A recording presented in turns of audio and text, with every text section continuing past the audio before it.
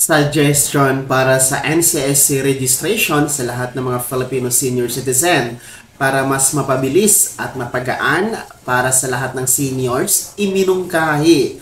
Karapat dapat ba ito? Yan ang ating pag-uusapan. Hold up.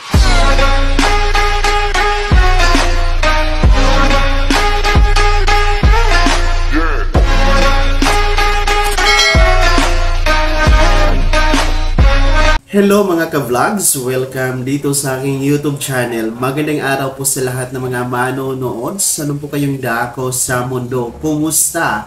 Eto na nga, kasi meron po tayong suggestion na nabasa sa ating comment section sa ating mga videos. And patungkol po ito sa NCSC registration. Sapagkat sa ngayon ay puspusan po talaga ang paghihikayat ng NCSC na lahat ng mga nasa mahigit 12 million na mga Filipino senior citizen ay dapat nang makarehistro sa database ni NCSC. Bago yan, kung bago ka pa lang dito sa aking channel o di kaya ay hindi ka pa nakasubscribe, i-click nyo na ang ating subscribe button na nasa baba. Huwag nyong kaligtaan na i-turn on yung notification bell, ilagay niyo po sa all para updated ka sa lahat ng mga videos na i-upload ko. Mabalik tayo dito sa isang suggestion, no? Isang mungkahi para sa NCSC po ito. And I think lahat siguro ng mga senior citizen ay agree po or sang-ayon dito sa mungkahi na ito. Ako personally is talagang maganda ito na gawin ng NCSC para na rin po sa kanilang kampanya na lahat ng nasa mahigit 12 million na Filipino senior citizen ay makarehistro na sa database ni NCSC. So, nasa screen niyo po yung isang mungkahi mula sa ating viewer mga ka-vlogs, no? Shout out po sa inyo.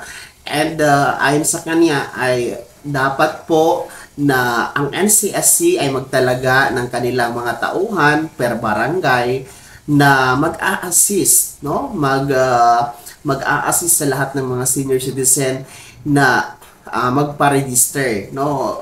In short, merong NCSC personnel na andyan sa mga per barangay para magtulong, no? Tumulong na irehistro yung mga Filipino senior citizen. Well, this is good suggestion, no? Mga ka-vlog, sapagkat kung makikita nyo po sa inyong screen, ayan po ang updated na registered senior citizen. As of to date, July 16 tayo ngayon, no? July 16, 2024, nasa 5,899,000 mahigit. So, baka bukas magiging 5.9 million na ito. So, hindi pa nga siya umabot ng 6 million. And hindi pa ito nangalahati, no, sa target talaga ng NCSC na mahigit 12 million na senior citizen ang mapa-register dito sa database ni NCSC. And patunay po ito na talagang meron pong, o marami pa rin po ang hindi pa nakarehistro sa database ni NCSC. Well, na-discuss na po natin sa mga iba't ibang video natin yung mga dahilan, mga rason kung bakit nga ba hindi nakaka-register ang mga senior citizen, no? Kabilang na dyan, baka walang internet, walang cellphone, no? Hindi marunong mag-cellphone, no? And then, yung pinaka-rason talaga dyan, hindi marunong mag-register online. Kasi, sa online registration kasi, no? Marami pong detalye ang hining-hingi doon. Kailangan talaga ng assessment, no? Kailangan i-assist ng kapamilya, ng mga anak or apo, no, para po marehistro ng tama yung mga personal details na hinihingi po sa database ni NCSC. Kasi mahirap po magkamali. Kasi baka magkamali po yung mga spelling ng pangalan, hindi po tugma yung birthday nyo doon sa ID nyo, ay baka magka-problema tayo kung tayo ay magkiklaim na ng benefits sa NCSC, gaya ng pensyon, ng housing program, no, ng health benefits, no?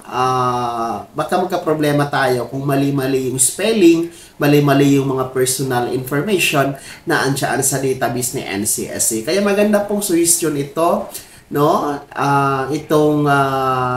Mula sa ating viewers na dapat tingnan ng NCSC at mapaabot sa kanila na dapat po silang maglagay ng mga mag-a-assist na tao from the NCSC per barangay to assist these senior citizens, no, to register nga po sa database ng NCSC. Kung gusto po nila talaga na makumpleto yung mahigit 12 million na Filipino senior citizen, abay gawin nila ito kasi hindi naman po talaga lahat na nakakakita sa mga interviews nila sa television, no?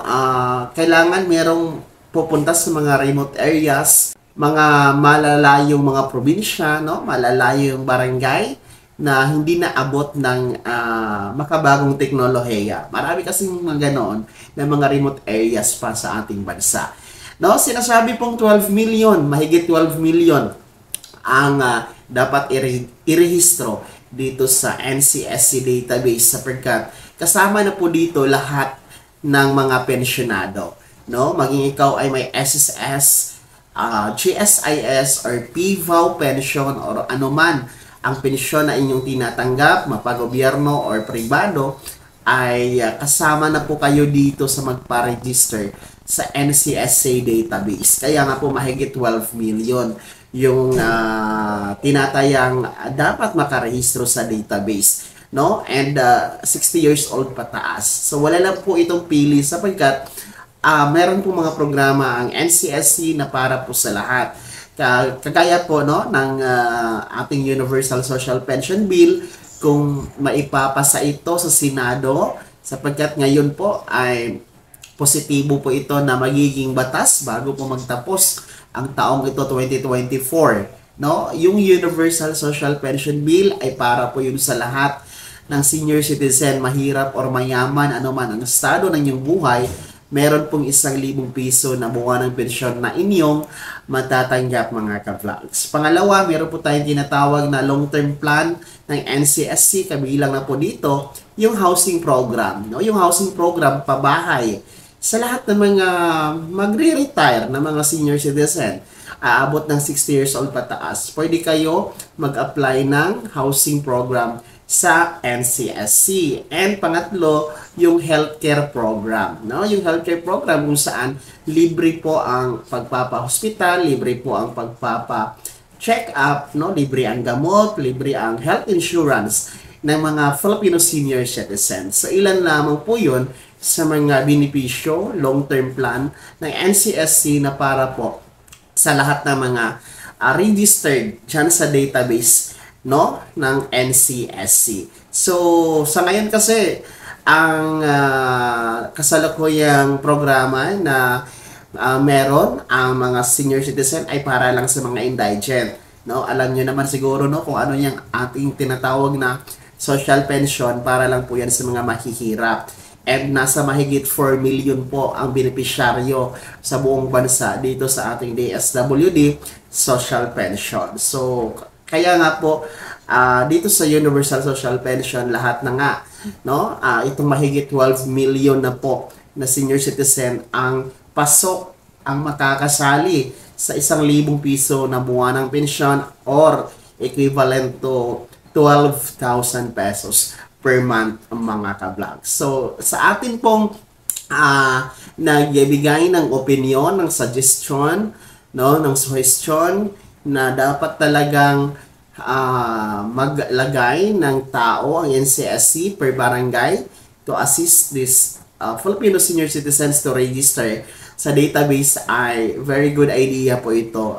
For me, kayo mga ka-vlogs, no, mga senior citizen, ano sa palagay niyo? Tama po ba? Karapat-dapat ba? Or maganda ba itong gawin ng NCSC na tulungan per barangay ang ating mga seniors na marehistro? No, i-komento nyo na sa comment section na nasa baba. Or kung registered na ba kayo or hindi pa? Ano ba ang rason bakit hindi kayo registered pa? i-komento nyo na po sa comment section na nasa baba. Bago ako magtapos sa video na to, kung gusto niyo pong sumuporta sa aking channel ay maaari niyo pong i-click ang ating super thanks button na nasa baba. Sa mga nais maging miyembro, pwede po yan. I-click niyo lamang po ang ating join button. Mamili ka ng mga perks. Marami dyan mga ka-vlogs. Sana'y naging gabay ang video na to. Kahit paano, nabigyan tayo ng kaliwanagan, no? Na pag-uusapan natin ang mga iba't ibang mahahalagang bagay-bagay na may kinalaman po sa pagiging Filipino senior citizen. Kung hindi ka pa nakasubscribe dito sa aking YouTube channel, maaari nyo nang i-click ang ating subscribe button na nasa baba. Huwag nyo kaligtaan na i-turn on yung notification bell at ilagay nyo po sa all para updated ka sa lahat ng mga videos na i-upload ko. Maaari mo ding i-like ang video na to at kung meron kang mga katanungan, maaari nyo i-komento sa comment section na nasa baba or di kaya i-message nyo ako sa aking official Facebook page na nasa screen nyo. Pwede kayo magtanong ng iba't ibang katanungan mga ka-vlogs para sa susunod mapag-uusapan natin sa isa sa ating mga videos na i-upload. Paki-follow na din po ang aking official Facebook page na yan. Muli po ito si Daniel Timpawa na nagsasabing dito sa aking YouTube channel, pawang katotohanan at lahat totoo lamang.